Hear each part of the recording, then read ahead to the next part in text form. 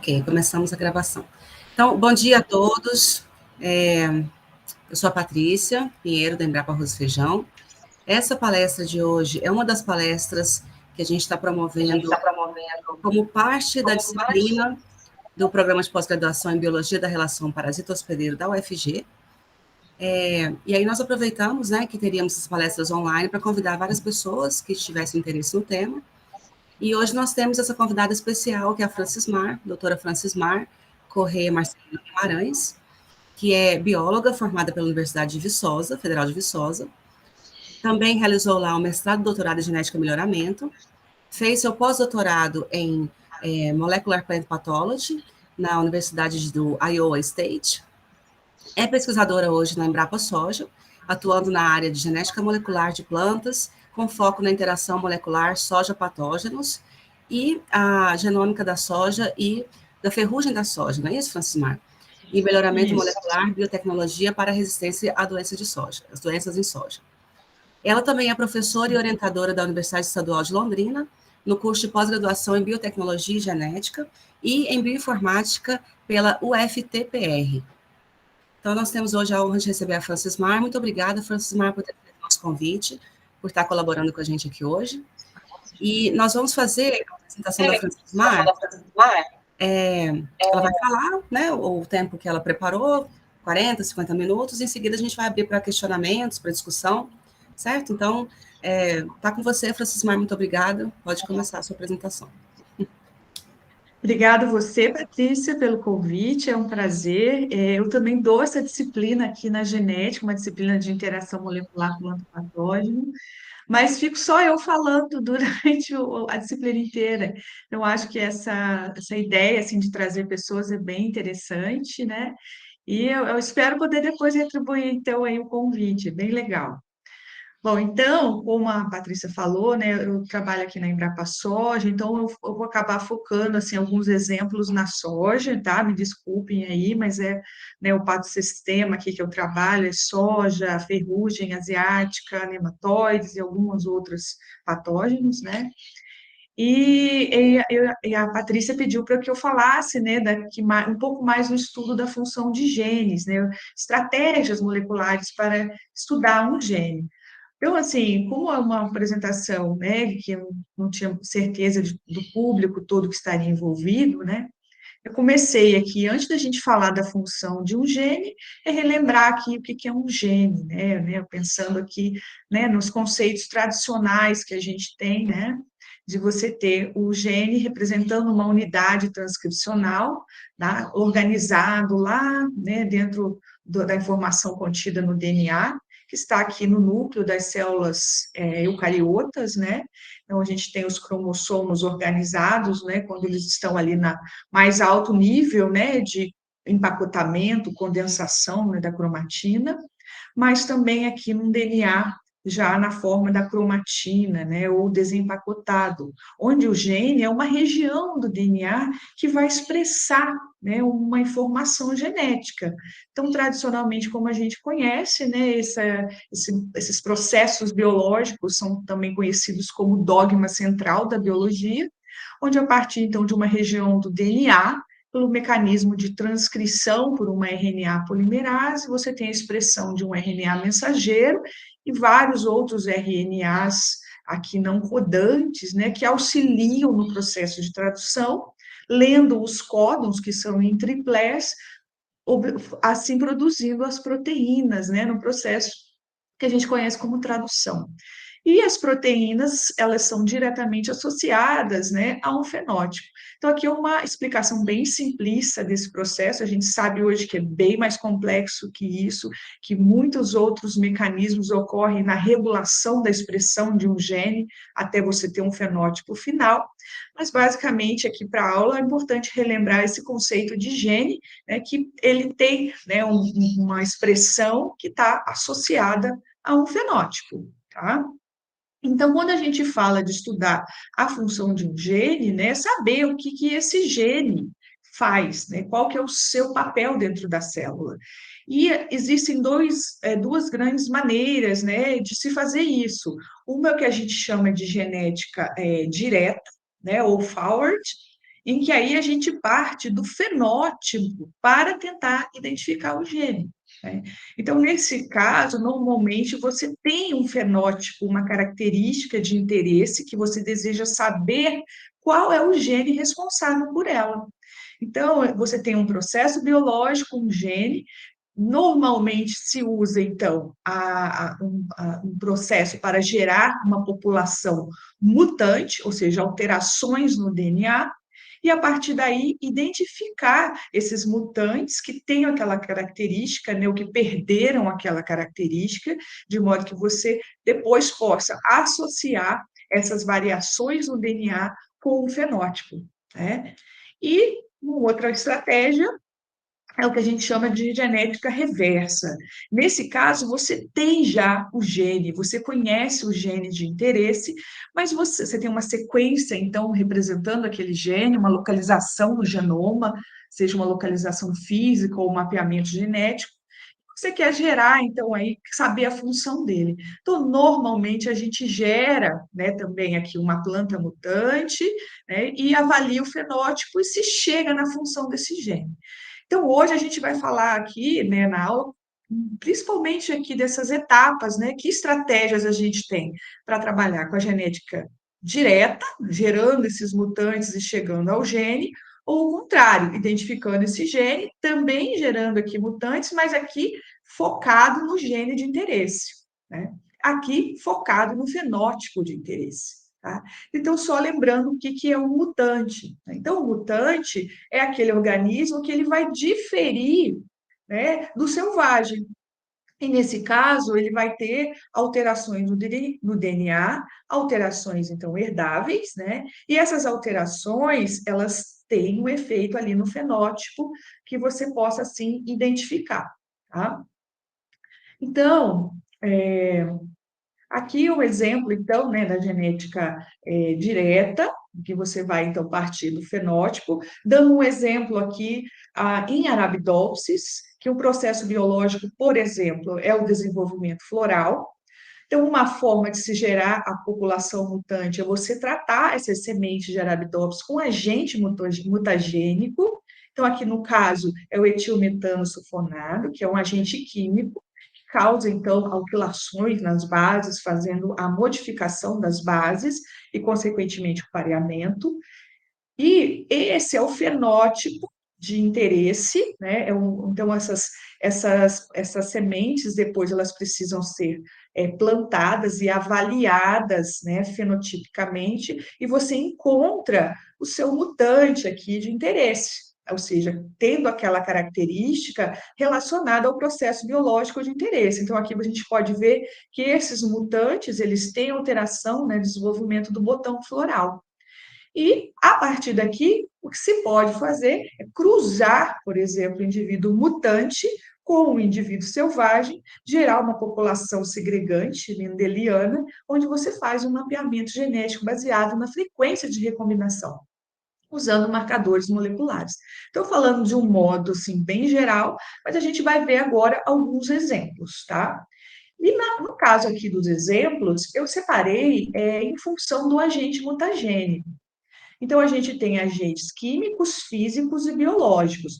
Nós vamos falar mais de biológicos, mas também vamos falar um pouquinho dos químicos, que é o caso aqui, né, por exemplo, esse composto químico usado, que é o etilmetano sulfonato. Tá? E aqui é mostrando, então, no caso de agentes químicos e físicos, normalmente eles causam mutações pontuais ou mutações de uma base. Ou seja, são aquelas alterações que a troca de um único nucleotídeo, e por isso ainda usados muito até hoje, devido à capacidade de gerar uma alta densidade de mutações no genoma. Então, você consegue varrer o genoma buscando ali alterações que possam impactar no fenótipo, tá?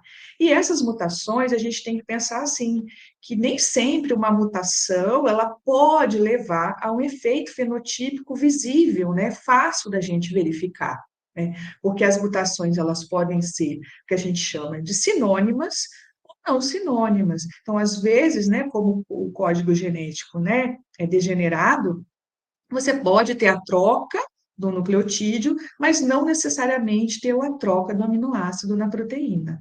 Mas é importante vocês entenderem, né, que essa troca aqui, ela está acontecendo na presença desses agentes químicos, né, radiação, né, enfim, compostos químicos que, inclusive, nós estamos sujeitos aí no dia a dia, né? E como é que é, então, né, a ocorrência, né, dessa mutação? Como ela acontece? Aqui está mostrando o processo de replicação do DNA, né, dentro da célula, um DNA parental, pareando aqui bonitinho as bases nitrogenadas, uma púrica pareando com uma pirimídica na dupla fita do DNA, e aqui mostrando a replicação do DNA semi-conservativa, né, como vocês já devem ter visto lá na disciplina de biologia molecular. Então, aqui mostrando uma mutação acontecendo, ó, onde a gente deveria aqui ter um pareamento CG, nós tivemos aqui uma troca, né, que ficou um T, tá? E isso aconteceu na replicação de uma das fitas, né? No momento normalmente onde acontecem as mutações aleatoriamente no genoma. Se você usar um agente mutagênico, ele pode estar causando, né, essa mutação também numa dessas fitas. E o que vai acontecer então é que depois da replicação do DNA, você vai ter aqui uma fita que vai ter aquela mutação, né? E a outra fita ela não tem a mutação, porque ela veio da complementar e que não houve troca, tá? E ao final aqui de mais um ração, se não houver um reparo, essa mutação ela vai ser fixada na população, né? Você vai ter aqui, ó, agora o G pareando com o C, um tipo selvagem de novo, mas agora o A vai ser pareado com o T nesse próximo ciclo de replicação. Aqui já está a replicação acontecendo normalmente, só que aquela troca que aconteceu lá atrás virou agora um AT. Né? E isso ficou, então, aqui, ó, todas as outras células que se originarem dessa aqui, elas vão ser uma linhagem mutante. Essa mutação se fixou. Tá? Então, é assim que acontecem essas mutações pontuais, e depois, se você avaliar essa população, você pode vir a identificar esse mutante.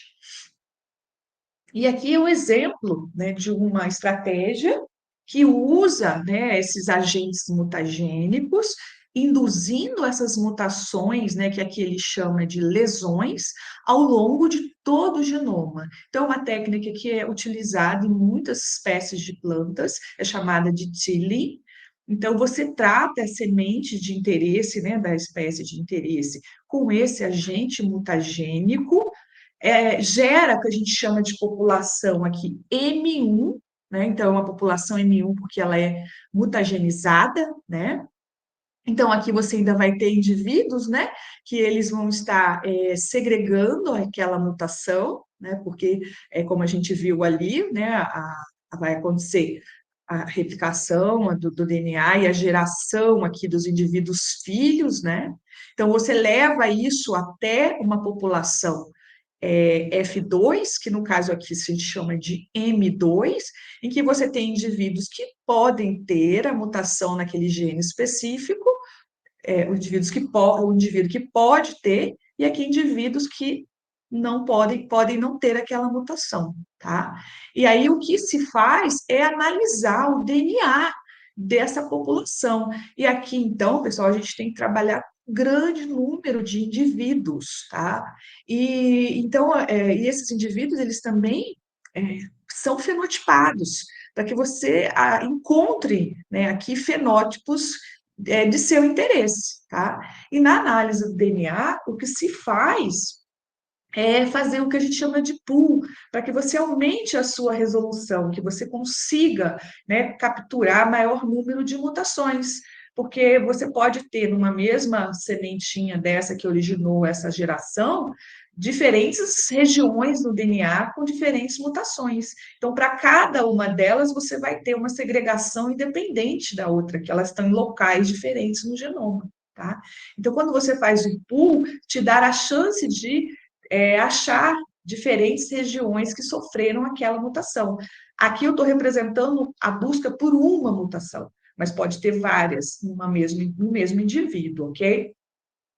E depois que você faz, então, esse pool, você extrai aqui o DNA, mistura, né? Então, de 4 a 8 indivíduos, né? DNA de 4 a 8 indivíduos, e aqui a gente faz o PCR. Então, nesse caso aqui, você normalmente essa técnica é feita para espécies que você já tem o genoma de referência, de modo que você consiga amplificar genes com base na notação do seu genoma. Então, você desenha primes para amplificar as regiões codantes em torno de 1 a 1,5 kb, né? E esses primes são marcados com fluorescência. Então, você faz é um bem trabalhoso, né? Você tem que fazer várias reações de PCR, normalmente é feita em placas, né, de 96 ou 384, e você marca com algum tipo de fluorescência, caso você queira ver, né, num gel aqui de poliacrilamida, que você vai ler em equipamentos que sejam capazes de ler essa fluorescência, tá?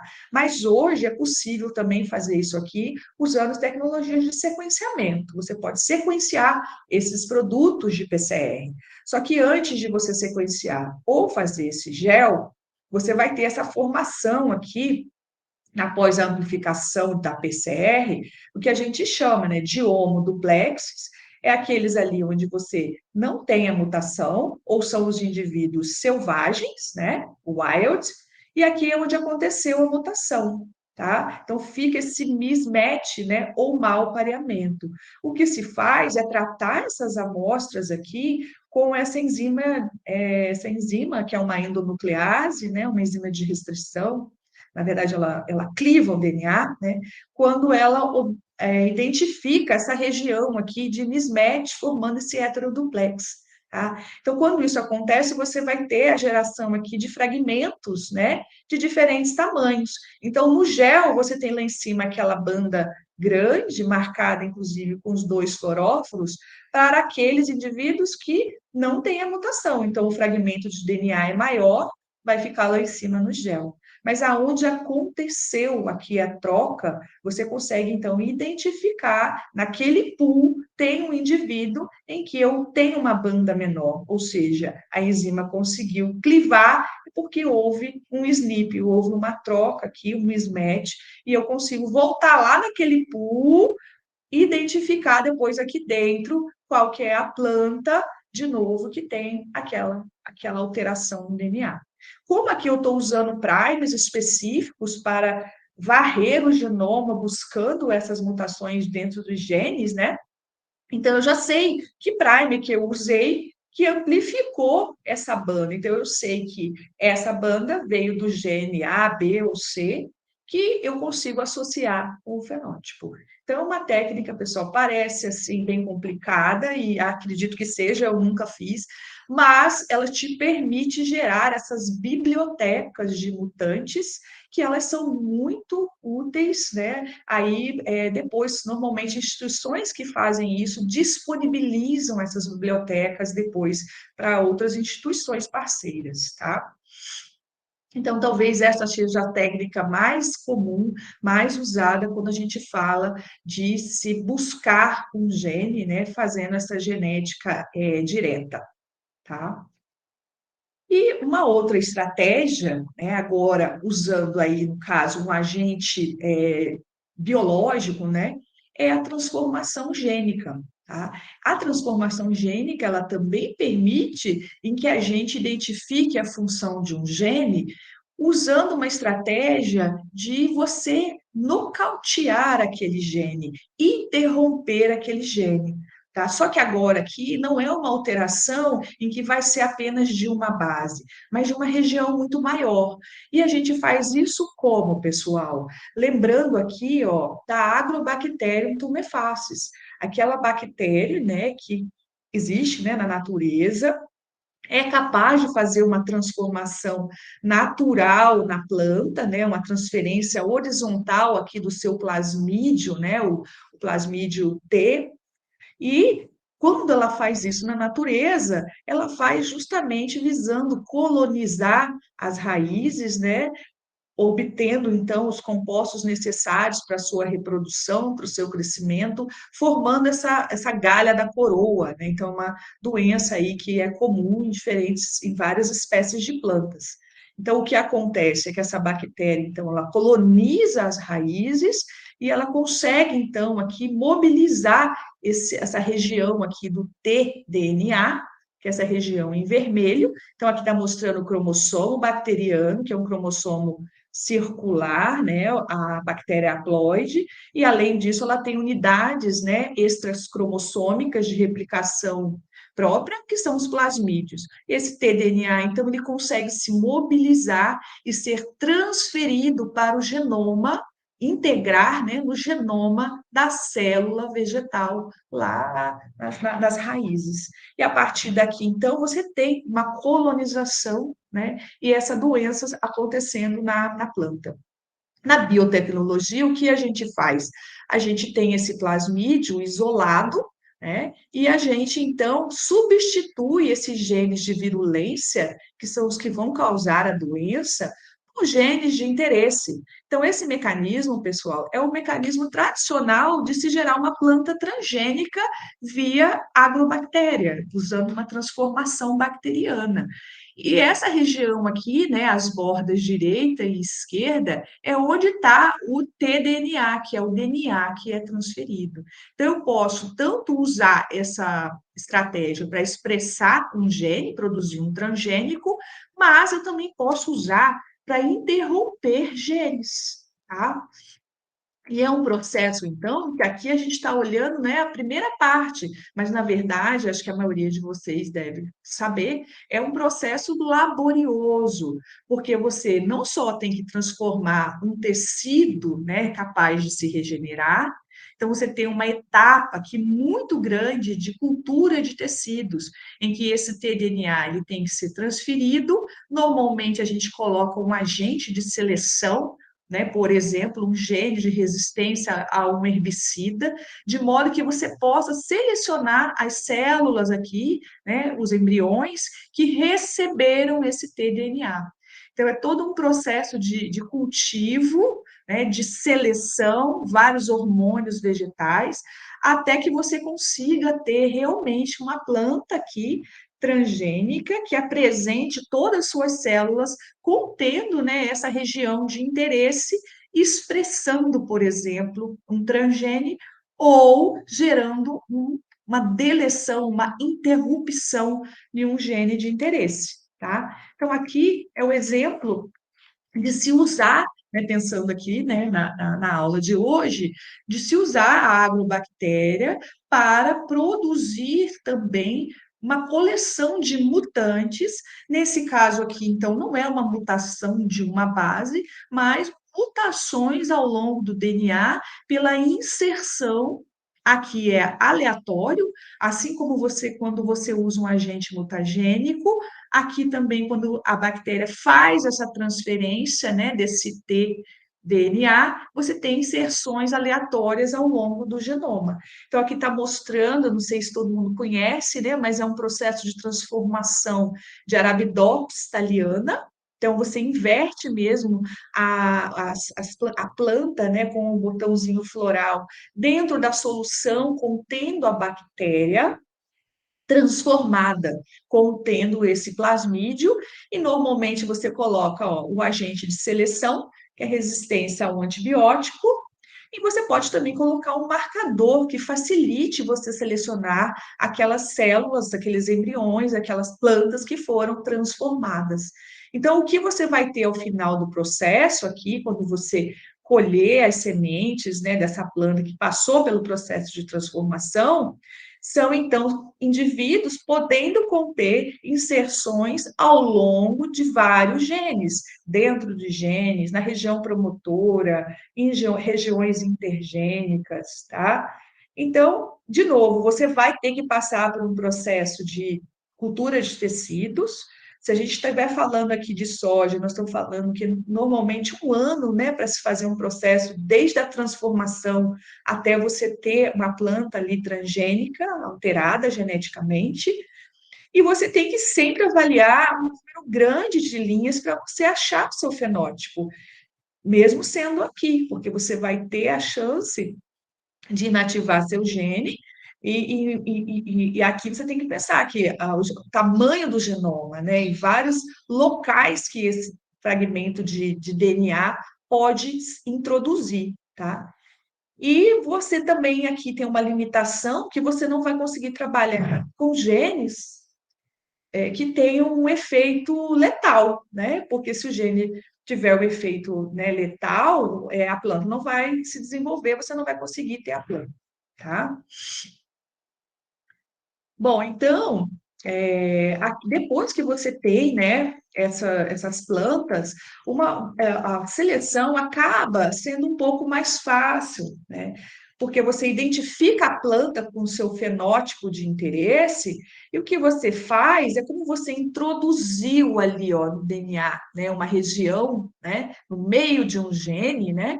Aqui está as bordas direita e esquerda do tDNA, então você consegue ter primes aqui, ó, base na sequência que você conhece, que é do tDNA. Então, você pode fazer uma amplificação aqui unidirecional para fazer um sequenciamento, em que você sequencia a região que tem tanto para a direita, forward, como para a esquerda. E você identifica aqui depois que região que está aqui por sequenciamento, depois você pode vir aqui clonar usando primes específicos, por exemplo, tá? Então, isso também é uma estratégia muito utilizada principalmente em organismos modelos.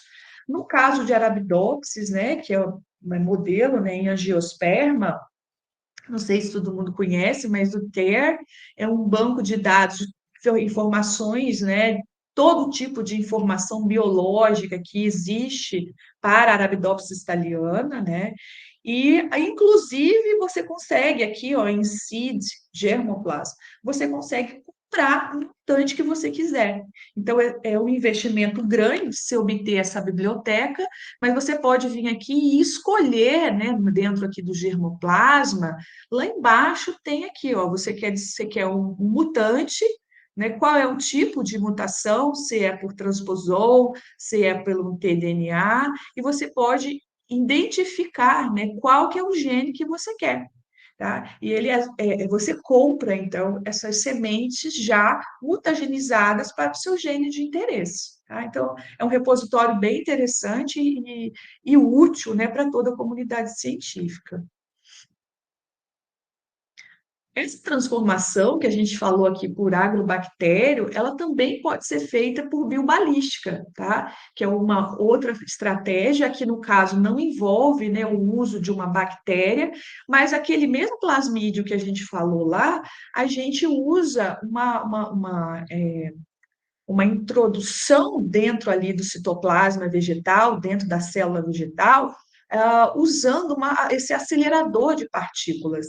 Então, não sei se muitos de vocês talvez não conheçam, que é um equipamento até meio rudimentar, né? Mas muitos laboratórios ainda têm esse equipamento, a gente aqui tem, né? Não usamos hoje para transformação, mas a gente vai ver lá na frente que a gente usa, por exemplo, para inoculação viral.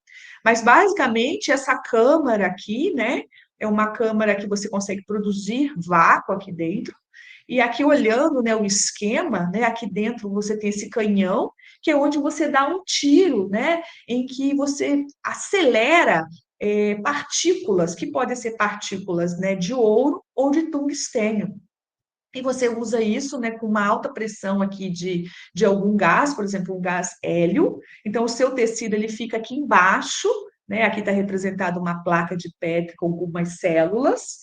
E essa aceleração, então, do DNA pode chegar até 1.500 quilômetros por hora.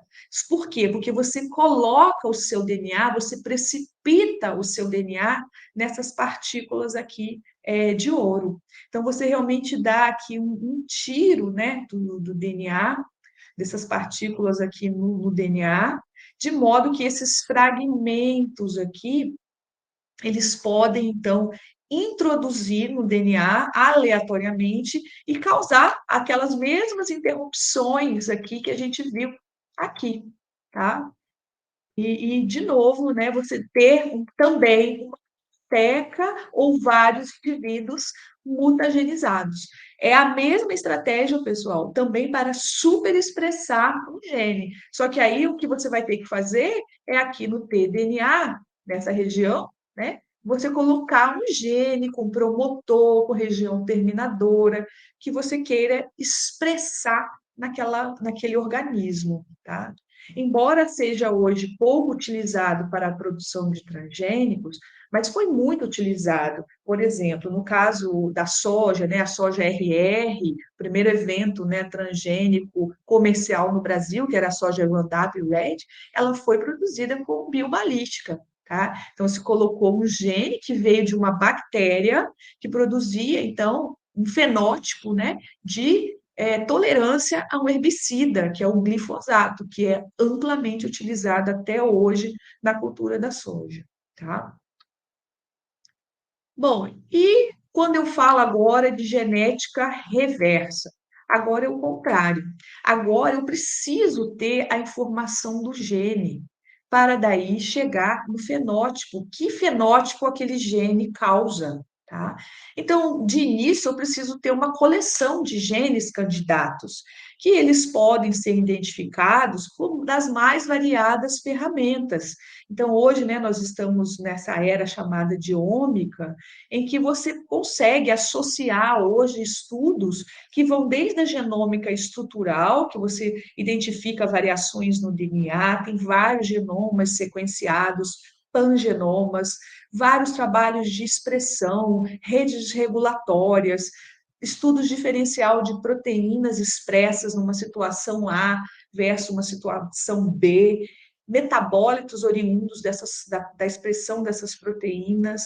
Então, você consegue hoje, com muitos dados, inclusive já disponíveis, chegar a genes candidatos que estão relacionados com uma rota do seu interesse. Tá? Então, aí você já tem a sequência, você já tem aquele gene que você deseja saber qual a função. Tá? Então, como que se pode fazer esse estudo? Uma aqui são algumas, né, dessas estratégias. Então, a gente também pode usar a transformação, querendo, por exemplo, silenciar esse gene especificamente. Então, não vai ser algo aleatório, mas eu vou diretamente no meu gene de interesse. Eu posso também expressar esse gene, tá? Eu posso expressar esse gene da mesma forma como a gente viu e ver o que acontece, tá? Nesse caso aqui, eu estou falando de uma transformação estável, herdável, que eu vou ter que gerar essas plantas geneticamente modificadas, né?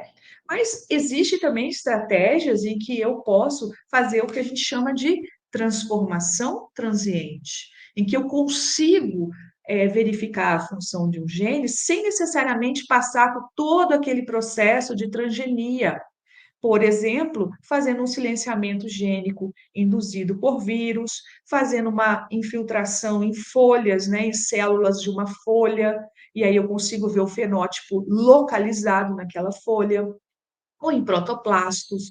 Então, agora a gente vai ver alguns desses exemplos aqui aplicados à genética reversas. E para finalizar também a edição gênica, porque a edição gênica via CRISPR, você também consegue causar o nocaute, a deleção de um gene, que aí, nesse caso, não é aleatório. Você vai especificamente no gene de interesse que você já identificou previamente. Tá? Então, essa é a grande diferença. Tá? Então, aqui é um exemplo da expressão transiente. Ah, eu identifiquei uma proteína, não sei qual é a função dela.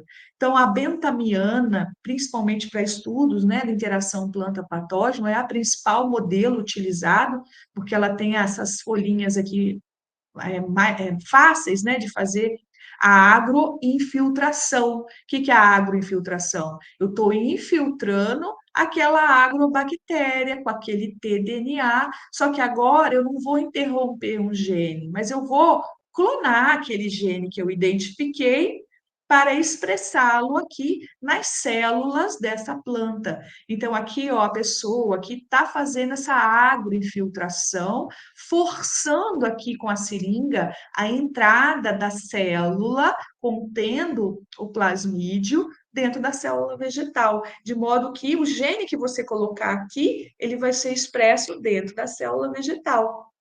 Aqui é um exemplo desse estudo, por exemplo, né, na interação planta-patógeno, mostrando aqui a expressão de uma proteína de avirulência na célula de betamiana, em que se colocou aqui a agrobactéria, contendo um gene que causa uma resposta de defesa na planta, e aqui do lado o vetor vazio, tá? Então, mostrando aqui a produção de HR, né, uma resposta de hipersensibilidade, ou seja, eu consigo associar que esse gene tem uma relação com a defesa, com a ativação das respostas de defesa na planta.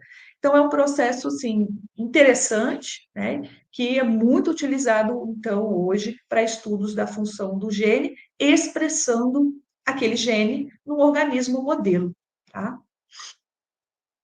É possível também você fazer um nocaute desse gene, tá? E aí a gente vai relembrar aqui, né, o silenciamento gênico. Se eu quero fazer o nocaute de um gene, a gente passa aqui pelo conhecimento, né, dessa maquinaria que existe dentro das células eucariotas, que faz a regulação de expressão, né? Então, é uma maquinaria, assim como maquinaria de transcrição, de replicação, ela existe, né, nos eucariotos, é um processo biológico normal, em que você regula a expressão gênica e também você protege o DNA, né, contra a presença, por exemplo, de vírus, moléculas de DNA aberrante, tá? Então, essa maquinaria, então, ela é ativada quando há a expressão de um microRNA, que é um gene endógeno, que vai regular a expressão de um transcrito, né, de um RNA mensageiro, mas também por a presença na célula de outras moléculas dupla fita, não necessariamente um microRNA, mas pequenos RNAs, como os SIs, RNAs, partículas virais, tá? Double strand de RNA.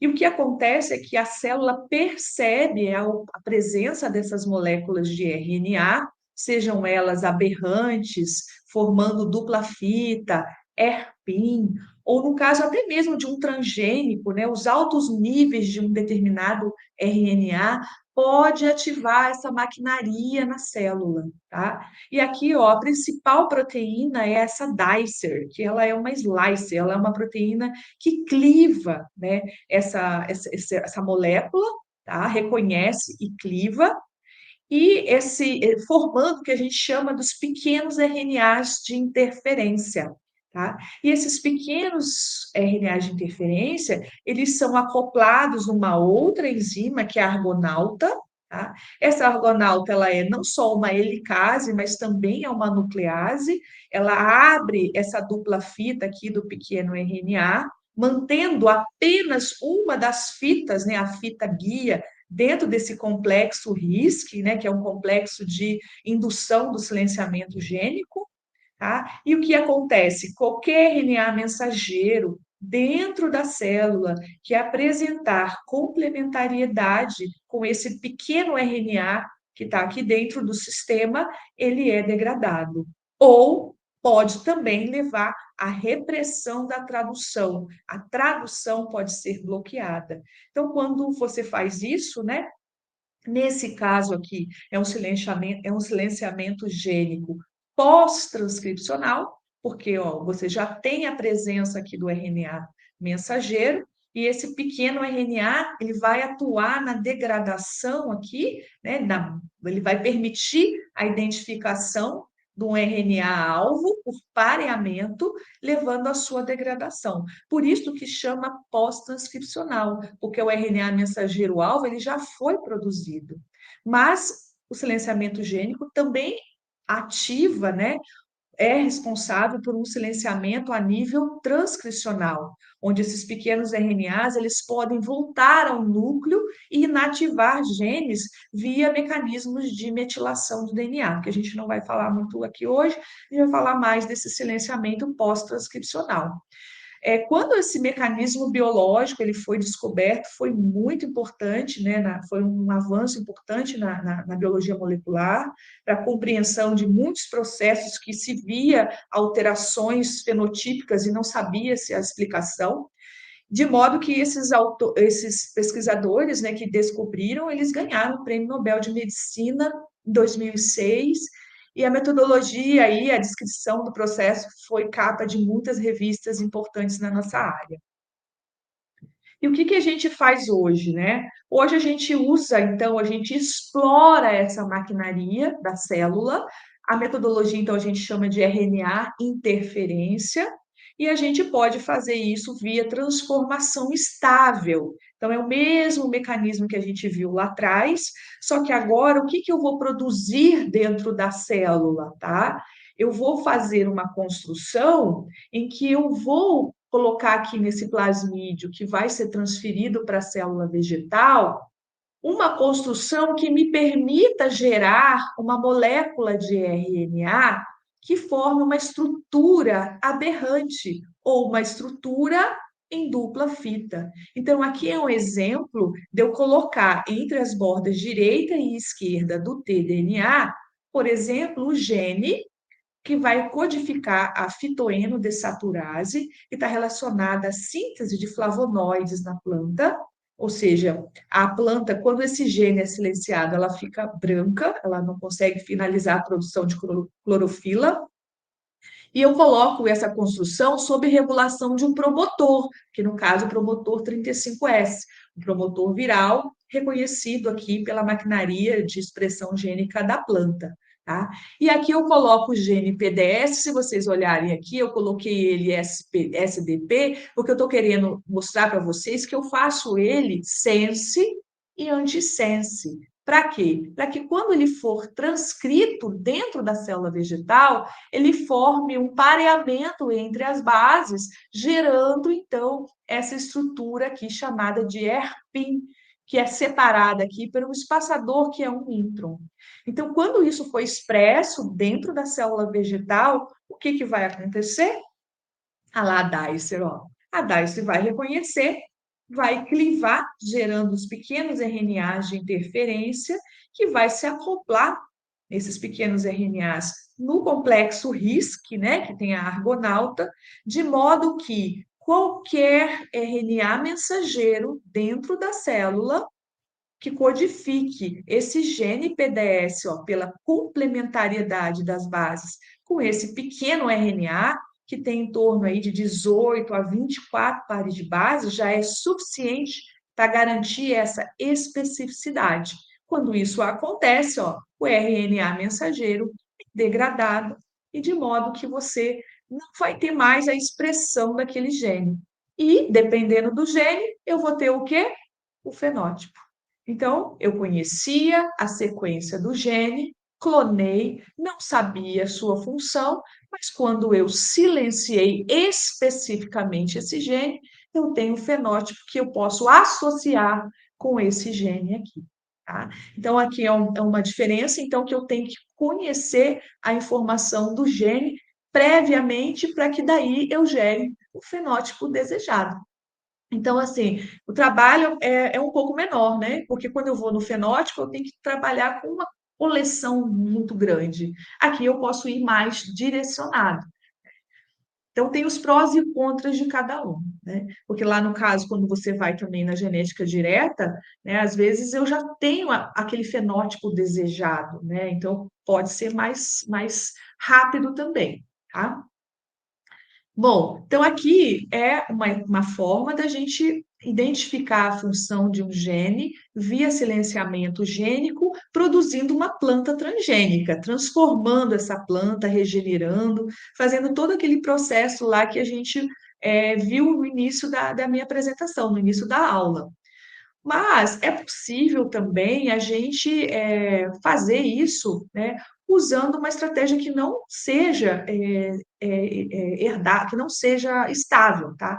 Só antes aqui eu queria lembrar, né, que a Embrapa Arroz e Feijão tem o feijão transgênico, né, que está disponível comercialmente, que é usando essa estratégia que nós estamos falando aqui, né, de se produzir, né, uma molécula dupla fita aqui dentro do citoplasma, né, do feijão, no caso aqui, fornecendo, né, permitindo aqui o feijão tenha uma resistência a vírus, né? O caso aqui é o vírus do mosaico dourado. Então, o que foi clonado aqui, então, né, dentro dessa construção são proteínas do vírus, tá? Então, essas proteínas foram clonadas aqui num vetor, foi produzido um feijão transgênico, expressando, então, pequenos RNAs, não contra os genes do próprio feijão, mas contra os genes desse vírus. Por isso que a gente chama de RIGs, né? Então, é um RNA, mas é um silenciamento aqui que vai acontecer, um silenciamento gênico induzido pelo hospedeiro. É como se o hospedeiro ficasse imunizado. Ele está produzindo pequenos RNAs contra uma proteína essencial, né, similar a uma proteína essencial do vírus, de modo que quando você tem a infecção viral, o silenciamento gênico vai afetar a replicação daquele vírus. Por quê? Os seus transcritos, ou dependendo, né, se o vírus tem um genoma viral, de DNA ou de RNA, enfim, você consegue bloquear a replicação e a transcrição desse vírus, tá? Então, esse evento hoje é o primeiro aí evento transgênico que a gente tem, né, da Embrapa, de uma instituição pública no Brasil. Tá? É com a tecnologia, então, de RNA interferência. E como eu estava falando, a gente também consegue usar essa estratégia de modo transiente. Nesse caso, é explorando as ferramentas aqui, no caso, usando genomas virais. Por quê? Porque os vírus, quando eles infectam as plantas, eles também são capazes de ativar essa maquinaria de silenciamento. Então, isso era observado, né, nas plantas, lá nos anos 20, 30, se observava que quando se infectava a planta com o vírus do mosaico, aqui no caso do tabaco, se você fizesse uma segunda inoculação, é como se a planta tivesse uma memória, como se a planta tivesse imunizada. Então, eles chamavam de indução da resistência derivada do patógeno, mas eles não sabiam o que estava acontecendo. Então, hoje a gente sabe que o que está acontecendo aqui é que essas plantas elas passam a produzir pequenos RNAs contra o genoma viral. E daí, quando você tem uma segunda infecção, aqueles pequenos RNAs conseguem degradar muito mais rapidamente aquele vírus que está entrando ali de novo na planta, tá?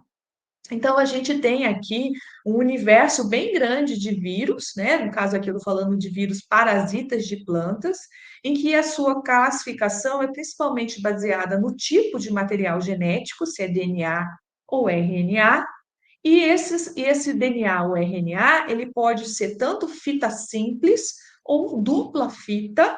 Além disso, a fita pode ser positiva ou negativa, ou seja, a fita positiva é aquele vírus que só tem uma fita de RNA e que quando ele está dentro da célula, ele já consegue transcrever essa fita.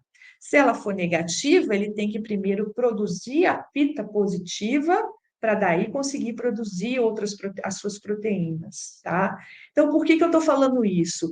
Porque esse genoma, essa estrutura, né, como é organizado o genoma viral, em algum momento ele vai gerar moléculas de RNA aberrante ou mesmo DNA, que a maquinaria de silenciamento percebe essas mudanças, esse DNA ou esse RNA diferente, ativando a maquinaria de silenciamento. Então, em plantas, uma resposta de defesa à infecção viral é principalmente o silenciamento via RNA interferência, tá? Em que a própria maquinaria da planta responde, né, para produzir aqui uma resistência à infecção viral, tá? Então, aqui é mostrando, né, isso acontecendo normalmente numa célula vegetal, né? Então, o vírus, né, de planta, ele lança o seu DNA aqui dentro da célula, o seu genoma, pode ser DNA, pode ser RNA. Muitos vírus têm também o genoma bipartido, ou seja, são duas moléculas, metade, uma parte dos genes fica numa molécula, outra parte dos genes necessários para sua multiplicação fica em outra molécula do DNA. Mas o que acontece é que uma vez que ele está dentro da célula, ele ativa essa maquinaria de silenciamento, né? Ó, aqui a Dicer. Esse genoma viral inteiro ele é degradado, tá? Produzindo vários fragmentos, né, de pequenos RNAs de interferência, tá? E esses pequenos fragmentos vão, então, complexar lá no RISC, inativando, então, as proteínas do vírus, e aí você tem aí a resistência da planta a essa infecção viral. Então, como que a gente faz? A gente explora, né, o genoma viral, que é capaz, então, de ativar a maquinaria de silenciamento, e a gente tem uma estratégia que é chamada, então, de VIGS, que é Virus Induced Gene Silence. Então, o que a gente faz? Aqui é o exemplo, né, talvez, de um vetor VIGS mais utilizado, que usa o vírus do mosaico do tabaco aqui. E você, então, é um genoma bipartido, tá? Então, aqui eu estou vendo ó, as proteínas codificadas pelo genoma viral, tá? Então, ele tem uma RNA polimerase dependente de RNA, tem a proteína de movimento, que faz o vírus movimentar célula a célula, aqui a proteína da capa para formar, né, o capsídeo dos vírus. Então, enfim, o genoma viral completo é clonado, né? Então a gente tem isso dentro de um vetor em que a gente expressa então o vírus usando ó, um promotor 35S. Então, quando a gente coloca esse vírus dentro da célula, ele está aqui expressando um transcrito que é o vírus, né? Nesse caso aqui é um vírus de RNA. Então, você, mesmo que ele seja, né, de DNA, quando você coloca ele aqui dentro, você está colocando um vírus. E aqui o que foi feito? Ó, juntamente com os genes do vírus, necessário para o vírus se restabelecer dentro da célula, colocou-se também, ó, o gene que causa que está envolvido, né, na biossíntese de flavonoides, lá, a PDS. De modo que quando a planta foi infectada, normalmente a gente faz aqui a inoculação por abrasão, né, uma forma de fazer isso. O que vai acontecer? Esse vírus vai começar a ter essa infecção, normalmente aqui uma infecção local, tá? E à medida que a planta responde no silenciamento gênico, ela também vai produzir pequenos RNAs contra o gene da planta, que é o PDS. Então, você vai ter depois ali, ó, o sintoma aqui, né, dessa folha mais branca aqui, que é a ausência da clorofila. Tá?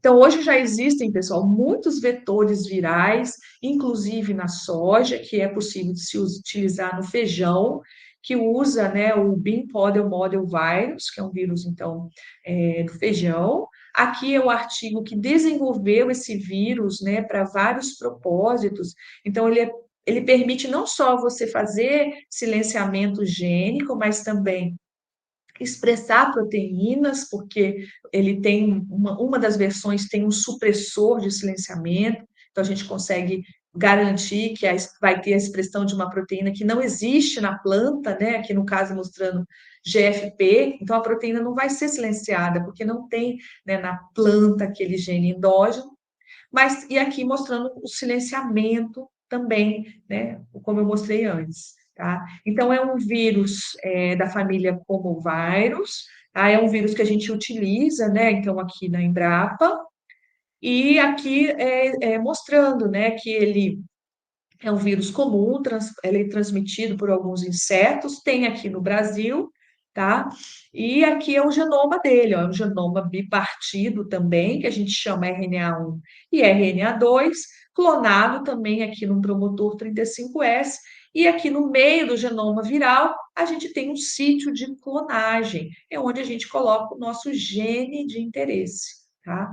Então, normalmente, como a gente faz especificamente aqui no caso da soja, né? A gente faz uma etapa que é a obtenção desse inóculo viral, em que eu coloco meu gene de interesse aqui, né, no sítio de restrição. Então, tem o promotor e o terminador. Então, é um genoma bipartido. Então, tem um plasmídio com o RNA1 e o RNA2. E esses plasmídios, então, eles são utilizados aqui, ó, na biobalística. Então, eu coloco a planta lá dentro do Dingan, dentro do equipamento, e faço um tiro, né, desses plasmídios precipitados ali nas partículas de ouro, tá? Então, aqui a gente trabalha com 5 a 9 plantas por construção, e essas plantas, então, vão para, né, a casa de vegetação, e mais ou menos 20 dias, 23 dias, a gente começa a ver os sintomas da infecção viral, né, que você está, né, inoculando aqui com o vírus, né? E esse tecido com sintoma viral, a gente consegue, né, liofilizar e depois usar para um experimento mesmo, que você consegue fazer essa hub, né, a abrasão, de forma mais assim homogênea, que você coloque uma quantidade de vírus igual nas diferentes parcelas do seu experimento. Porque no Dinigan, nem todas as plantas que são utilizadas aqui são recuperadas, então, para ir direto para o experimento, a gente tem muita dificuldade. Mas, a partir do inóculo gerado, a gente consegue fazer isso. Aqui mostrando o sintoma, né, também na soja, usando esse BPMV após 21 dias, tá? E aqui mostrando, então, ó, como a gente faz, no caso aqui, a hub, né, a abrasão, em casa de vegetação, um experimento maior, e a gente vê que, às vezes, tem, depende, né, do vetor, a gente tem um fenótipo mais severo, tem aquele mais moderado, né? E aqui comparado com o controle. Então, o sintoma viral característico aqui você já consegue ver, né, ali por volta dos 21 dias, tá? E enquanto a hub a gente faz com a folhinha aqui, ó, ainda unifoliolada, bem no início aqui do crescimento das plantas de soja, tá?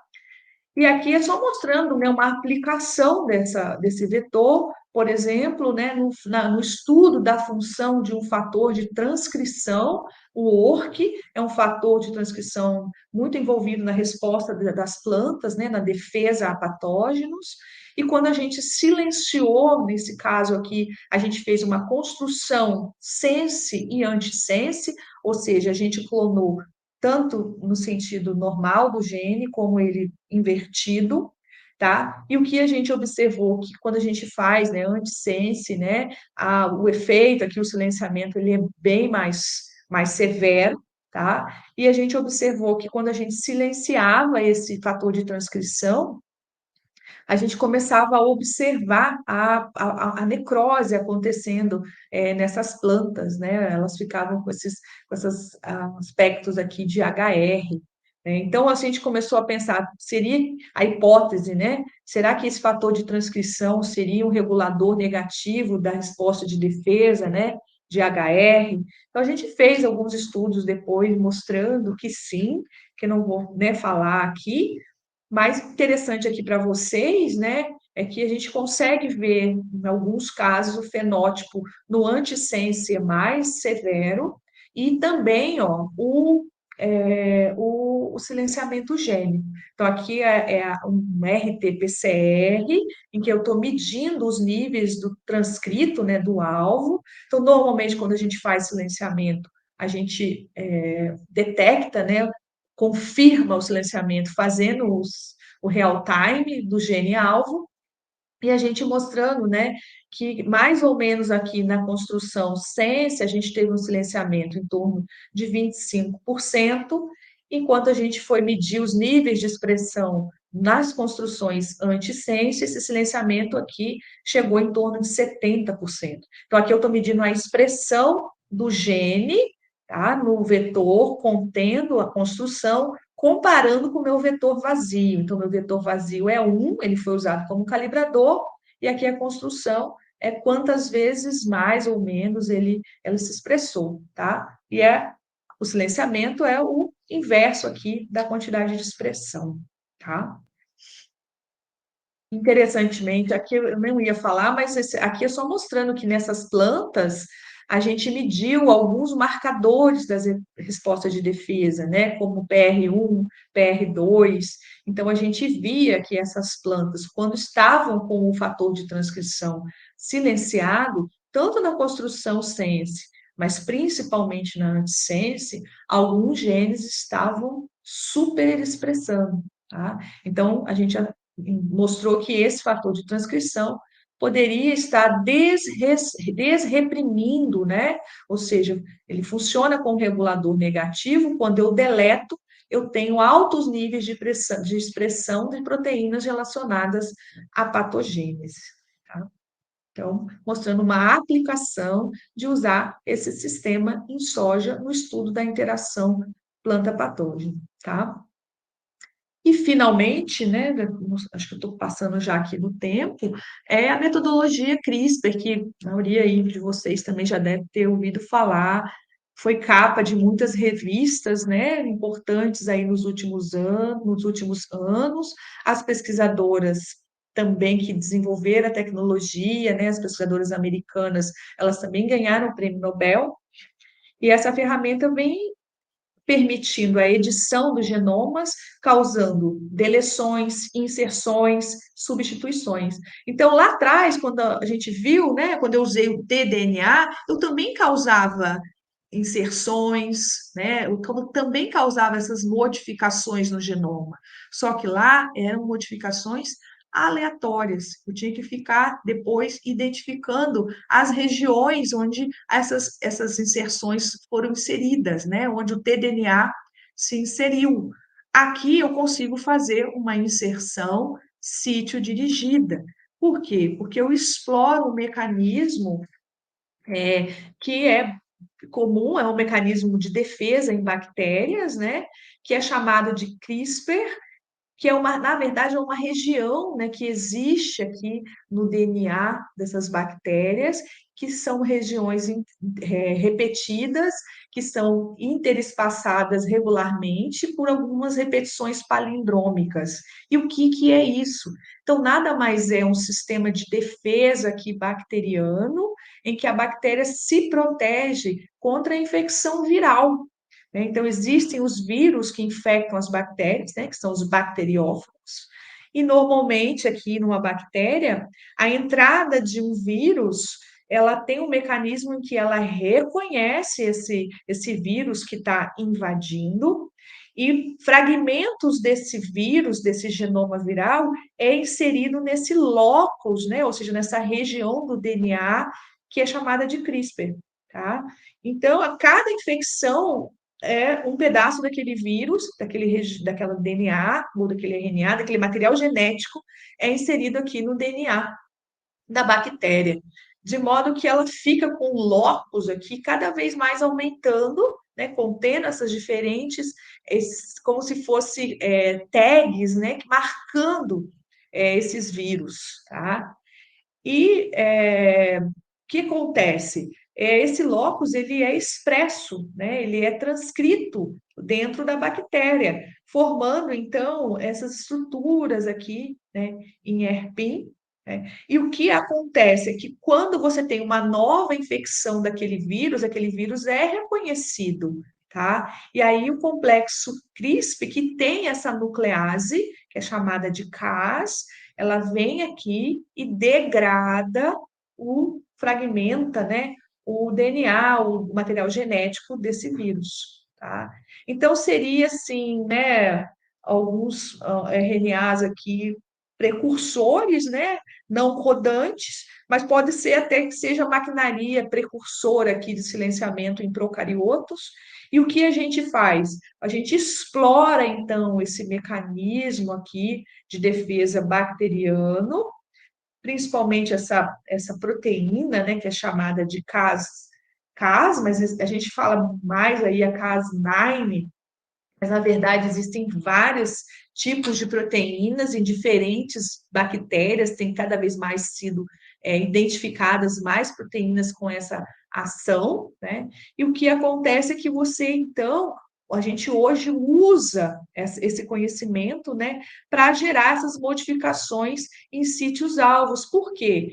Porque essa proteína Cas9, ela reconhece, né, um sítio específico de clivagem, assim como ela reconhecia o fragmento de DNA do vírus que estava infectando, que é essa sequência aqui chamada de PAN, que é o sítio de clivagem. Então, cada enzima, cada Cas9, enfim, outro, elas têm um sítio de reconhecimento específico que ela vai clivar. E aqui o que a gente tem hoje é a fusão dessa proteína Cas, aqui em rosa, com o que a gente chama de RNA guia, que é essa estrutura que está aqui aparecendo aqui para vocês. Ou seja, é um RNA guia em que na região que a gente chama de seed, ele tem a sequência que você quer, do gene que você quer nocautear, que você quer inserir, fazer uma inserção, uma deleção, ou mesmo uma substituição, tá? Então, esse RNA guia, então ele vai aqui, ó, parear na região alvo no genoma, tá? Está acoplado aqui com a Cas9, e uma vez que isso acontece, a enzima cliva nessa região, tá?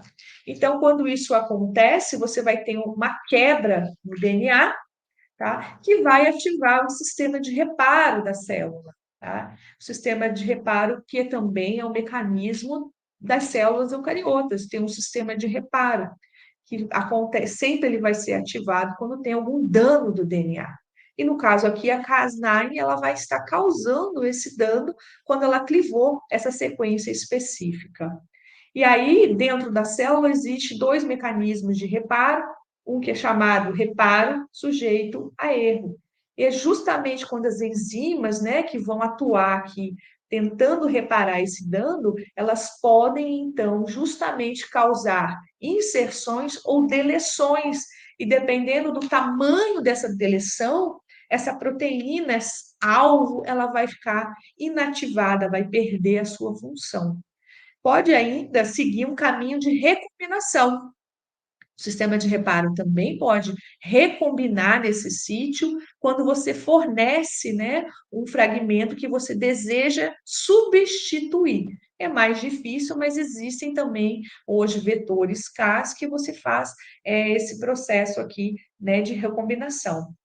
O que é interessante? É interessante que você também passa por uma etapa de transformação, você também tem que expressar essa proteína dentro da planta. Hoje até tem ferramentas que não necessariamente você tem que transformar uma planta, mas mesmo que você transforme, o que acontece é que essa construção, expressando a proteína, o RNA guia, vai estar numa região diferente de onde vai ser silenciado, de onde vai ser, desculpa, de onde vai ser feito o nocaute. De modo que quando você gerar as plantas, você pode segregar, né, o transgênico da modificação do DNA. E hoje isso é visto, né, dependendo da modificação que você causa, como um evento não transgênico, né? Ou seja, sendo aí livrando, né, de toda aquela questão de regulamentação, de questões de biossegurança, quando a gente fala de um transgênico, tá?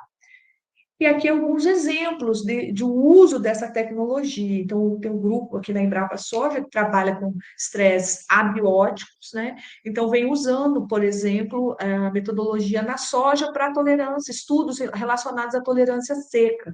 Nesse caso aqui, foi feito, então, um nocaute nesse gene DRIP, né? Que é um gene que está relacionado aqui à resposta à seca, mas também a calor, né, interferindo com fatores de transcrição que regulam, né, outros genes que respondem à seca, tá?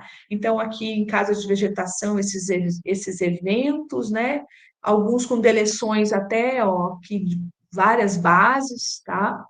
E mostrando, né, associando essas deleções com o efeito, né, no fenótipo aqui, quando você faz um experimento, né, de estresse hídrico em casos de vegetação, mas esses eventos hoje eles também estão sendo testados a campo, tá?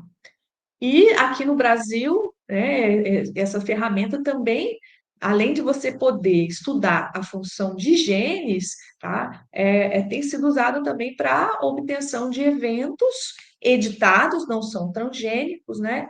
Como, por exemplo, aqui, ó, essa tilápia, que foi aí desde 2019, ela é produzida aqui no Brasil, considerada não transgênico, e aqui também o gado, né, Nelore, eles foram editados, né, ambos aqui com esse gene, né, da miostatina, que está relacionada à hipertrofia muscular, mostrando assim uma diferença, né, do animal aqui editado do não editado, né? No caso da tilápia também você tem uma diferença bem significativa, né, na quantidade de carne, né? Então, hoje nós temos vários eventos já aqui no Brasil usando essa tecnologia, tá? Que também, então, tem uma outra aplicação. Bom, pessoal, eu acho que era isso, né? Aqui eu só coloquei um último aqui da Embrapa Soja também, que a gente também tem aprovado pela CTN Bio, uma soja que está com o gene inativado da lectina, né? Que a lectina é uma proteína alergênica, né? Então, aqui foi um primeiro evento editado, né, aprovado pela Embrapa, aqui no Brasil. Bom, então era isso, pessoal. Espero que tenha atendido aí a expectativa. Aqui está meu contato, meu e-mail, meu telefone. Estou aí à disposição. Francismar, muito obrigada. Excelente apresentação. Você realmente é uma professora muito didática. Acho que os meninos aprenderam Que muita bom. coisa hoje, viu? Eu coloquei aberto aqui no chat para quem quisesse fazer pergunta. O Santiago colocou uma pergunta aqui. Eu vou começar com a dele. E se alguém quiser fazer a pergunta no microfone, também pode erguer a mãozinha que a gente já vai chamando por aqui, tá? Então, Santiago pergunta: se é possível que ocorra transmissão de genes horizontais, transmissão horizontal de genes, né, entre insetos e plantas, mosca branca e tomateiro, é possível introduzir um plasmídio com os siRNAs na planta que seja capaz de transmitir esse plasmídio para a mosca branca no campo, a fim de tornar o inseto mais resistente à infecção pelo vírus? Aqui ele sugere para dificultar a transmissão e geração de epidemias no campo.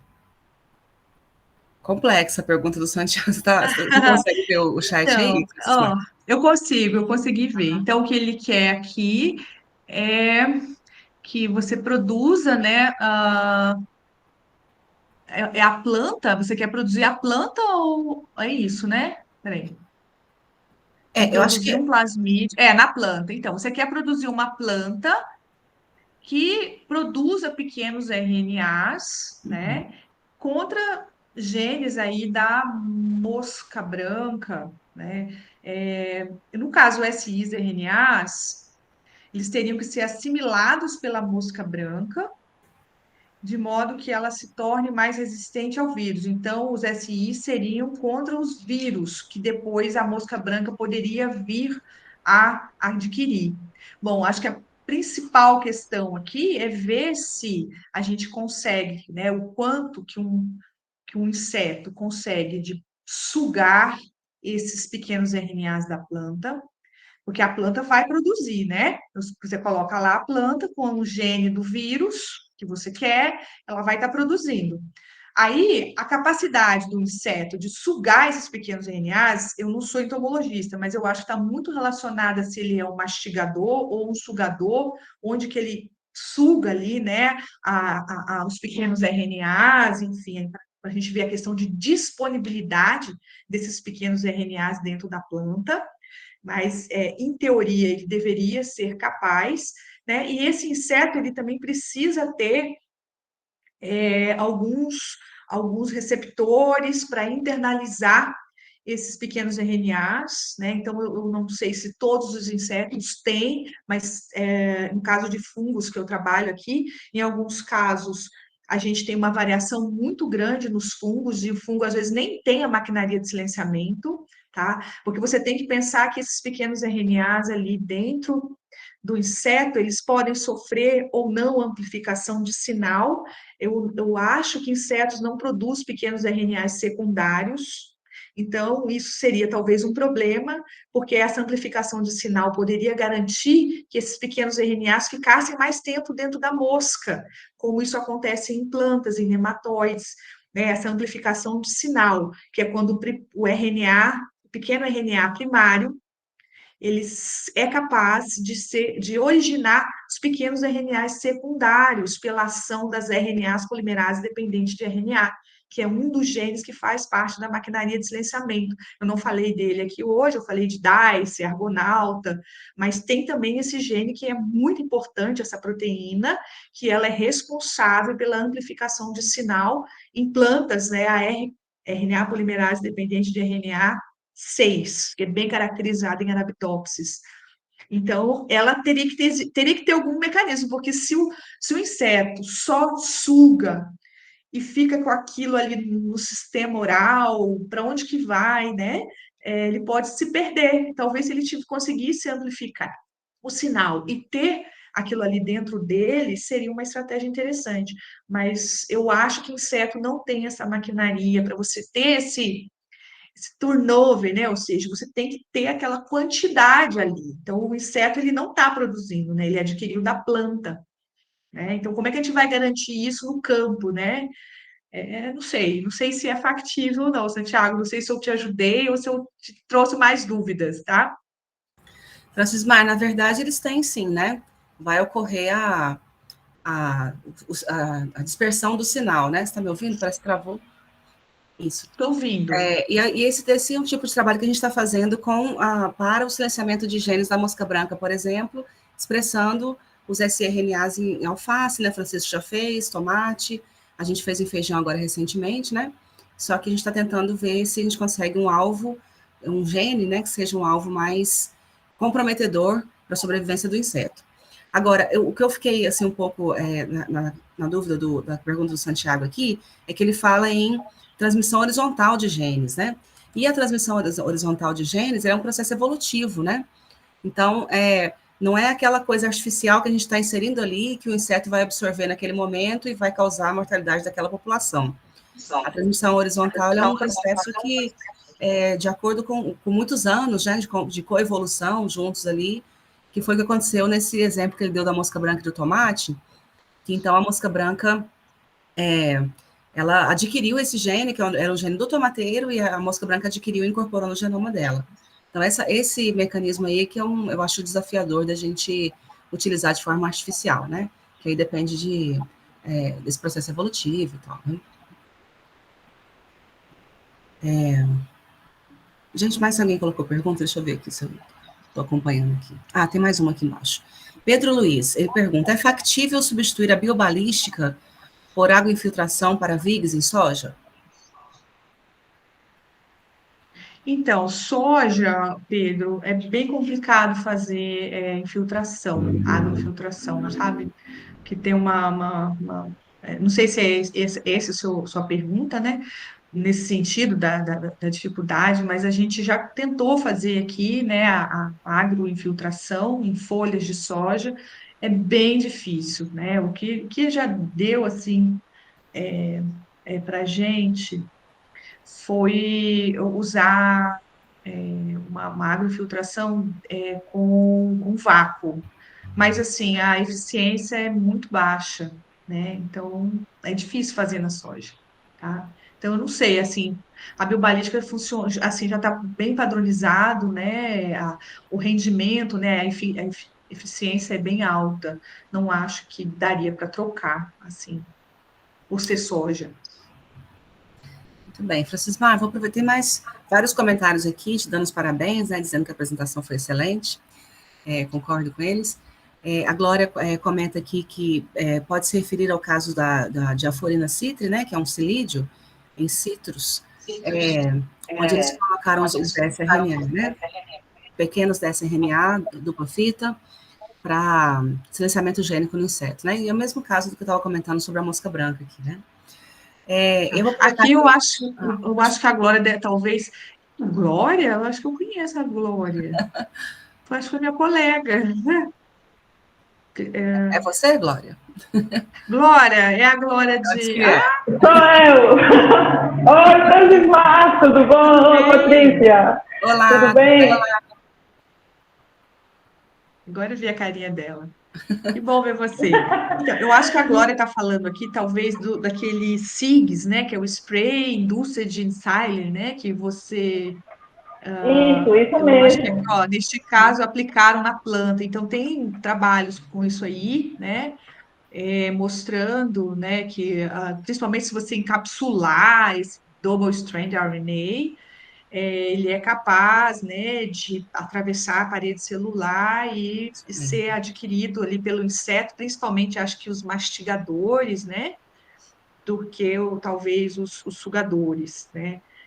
E, enfim, é um universo assim distante de mim, assim, eu não trabalho com insetos, mas eu já vi vários trabalhos, né, nessa linha, sim, né, e parece que para alguns insetos tem funcionado, né, com sucesso, inclusive aí o exemplo da Embrapa, né, que a Patrícia falou.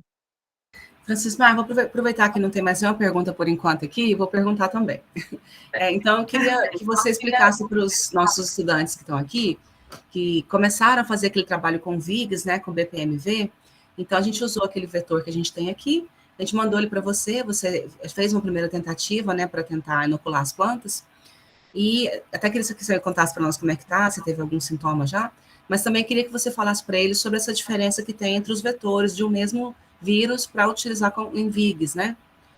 Para comentar sobre como que isso afeta, como é que isso poderia ser um fator, né, que Você fala influencia o de paciente. diferentes vetores do BPMV ou outros Por vetores? exemplo, Não sei né, se... porque você comentou naquela reunião que a gente teve, que dependendo do vetor, vocês tiveram resultados positivos ou não, né? Então, a gente Então, fica... é que lá, assim, eles tinham lá, o backbone, né, era sempre do BPMV, era sempre o mesmo vetor viral. Só que, por exemplo, tinha construções em que você tinha que clonar o seu gene no meio do vetor viral, o sítio era no meio. Então, você tinha mais dificuldade porque você tinha a aqui manter, né, a ORF, ali, a frame, para que você não interrompesse os genes do vírus que vinham depois do seu, tá? E, além disso, tinha uma questão de colocar, por exemplo, além dos sítios para você colocar o seu gene para silenciar, eles também colocavam, às vezes, PDS, colocavam GFP para expressar, então você ficava com um genoma viral um pouco maior, depois que você clonava mais o seu gene, né? E às vezes isso dificultava talvez o empacotamento, então a gente via que a eficiência às vezes mudava. Então eles tiveram assim várias versões, né, desse vírus, tá? Por exemplo, um que eu lembro bem que é o 1039D, que é um que eu cheguei a usar. A eficiência de transformação era baixíssima, eu não conseguia quase nenhuma colônia, e era um pouco por isso, porque ele tinha mais o seu gene, mas tinha PDS, tinha GFP, era um vírus gigante, e aí eu conseguia depois ter, né? Mas depois eles também tiraram, né? Tem uma versão em que você clona após o stop codon do vírus, ali no final, ali na última ORF, então você põe o seu gene, não interfere com as proteínas do vírus. Teve uma versão também que eles tiraram aquela proteína, acho que é HC-Pro, uma proteína viral que dava um sintoma mais forte, tá? Para tentar ficar com um sintoma mild ali, um sintoma mais moderado, para que não afetasse muito depois no seu estudo, que você vai inocular um outro patógeno junto, né? Então, assim, teve várias modificações. O que tem dado certo, assim, para a gente é o 1035 e o 1038, o 1033, são versões que a gente conseguiu usar com mais sucesso. É isso que eu posso te falar, entendeu? Eu acho que não tem nenhum problema, assim, né, com o conceito, assim. A questão é do como eles manipularam ali aquele genoma do vírus, né? Porque você está produzindo, clonando um genoma, pondo sítio de restrição, pondo um monte de coisa. Então, isso pode afetar depois a forma, né, como o vírus lá dentro da célula, né, A vai se engenharia pode ter comportar. ficado muito carregada ali, né, de informação. Pode. E você tem algum resultado desse que foi para você aí, da inoculação que vocês fizeram? Não, ainda não, porque assim, olha, ele está na primeira unifoliolada, Ah, no primeiro trifólio, desculpa. E a aham. gente vê mais o sintoma a partir do terceiro, Ó, tá? vamos Então aguardar. ainda falta mais uns 15 dias, viu? Tá bom.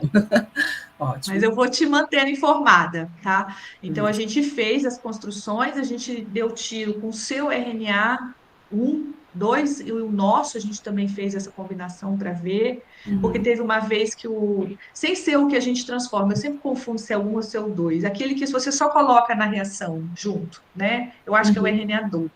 Eu não vou lembrar agora. Também não vou lembrar, mas um deles você manipula para clonar o seu gene e o outro você só complementa Isso. lá para poder pôr o resto dos genes do vírus. E uma vez esse nosso, ele não parou de funcionar. Eu não sei o que aconteceu. Aí a gente até pediu uma nova alíquota lá na universidade e agora está funcionando. Então, eu fiz esse teste também, que pode ser que seja isso, né? E fizemos esse tiro aí. Uma coisa também que a gente faz, mas aí eu acho que para vocês no feijão não precisaria, é que esse vírus ele infecta melhor, né, o feijão do que a soja. Então a gente, quando inocula lá com a biobalística, a gente coloca a SMV junto.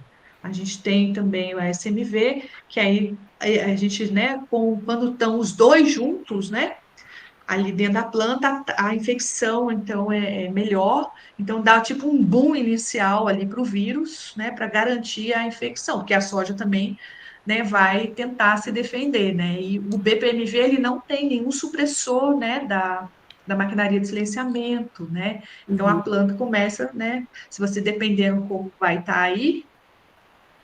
Ups. Oi? Vocês estão me ouvindo? Porque parece Sim. que... Ah, então tá, é só eu que não estou vendo mais vocês aqui. Ué. Mas a minha internet aqui às vezes dá umas caídas. Mas então é mais para dar esse reforço para o vírus, né? Porque ali, no caso, o SMV junto com ele vai aumentar a capacidade do vírus dar aquele start ali na replicação e ter o sintoma, que a planta, né, vai estar nocauteando ele também, né? Sim, responde, né? Com certeza. Né? Ótimo. Pessoal, alguém tem mais alguma pergunta? Foi excelente, rendeu aqui, né? Patrícia, deixa eu só te perguntar uma coisa. No caso do BPMV, essa cepa lá que foi utilizada, né? Como é que é a resistência que as cultivares que vocês usam, elas infectam bem? Então, a gente utilizou aquelas que são recomendadas naquela publicação, né? Se não me engano, é a Black Valentine, o Jalo, Tá, né? E aquela vocês têm. soja, esqueci o nome da Wilson. É nesse trabalho que a gente Williams. isso, né? Williams. Williams. Isso, Então, a gente Williams. utilizou essas. Eu não lembro de a gente ter feito teste com outros materiais. Acho que não chegamos a fazer. Estou te perguntando isso porque na soja a gente tentou uma vez fazer só para tentar te ajudar, assim, o que pode estar acontecendo, né? Mas a gente tentou uma vez usar uma PI aqui, que tinha um gene de resistência, que a gente queria usar essa PI, porque ela tinha um gene de resistência e a Williams não tinha, suscetível. E quando a gente colocava esse vírus nessa PI, parece que essa PI tinha alguma coisa a mais, assim, né? Era resistente ao vírus. Aham. E aí não funcionava. O vírus não conseguia se Pode multiplicar. ser que esses materiais genéticos mais recentes, né, mais novos, eles já tenham sido selecionados para ter resistência a esses patógenos e outros que são são mais secundários, né? Assim, Uhum. mesmo sem ter o objetivo do programa de ter feito isso, né? Mas Uhum. nós não testamos, então não teria sido por isso, né? Aí você está Sim. tentando com a soja, Williams, né? Na verdade, eu testei depois que aconteceu isso, aí eu testei aqui, porque a Williams é uma cultivar americana. Aí Aham. a gente não usa ela nos nossos cruzamentos, então quando a gente quer fazer os trabalhos aqui, acaba usando as cultivares da Embrapa. Então a gente testou aqui, para cada sistema aqui, a gente usa uma que é como se fosse o padrão suscetível e o vírus também infecta bem. Aí a gente usa esses. A gente não usa Williams. Tá, então você usou outros, ok. Vamos aguardar, quem sabe a gente Isso. tem mais sorte com essa outra, né? Pois é. Então tá, gente. Eu tô vendo que vocês estão aguardando, mas ninguém fez mais perguntas. Se alguém quiser fazer mais alguma pergunta, última chance agora. Se quiser erguer a mãozinha. Se não, a gente vai agradecer a Francismar pelo tempo dela também, né? Que a gente está aqui horas fazendo pergunta, né, Francismar? Muito obrigada. Imagina. Obrigada pela apresentação, foi excelente. E sim, com certeza, vamos colaborar mais para frente, porque acho que vai ser muito bom para essa interdisciplinaridade, né? Da gente trabalhar com organismos que convivem juntos, né? Vai ser muito bom. Sim. Muito Foi um obrigada mais uma prazer, vez. Patrícia. Prazer também. Obrigada Obrigada, por gente. estar até agora Prazer. também. Eu vou encerrar a Tchau. gravação aqui. Tchau, Francismar. Obrigada. Tchau, Simone. Beijo. Beijo. Vou lembrar onde é que é a gravação.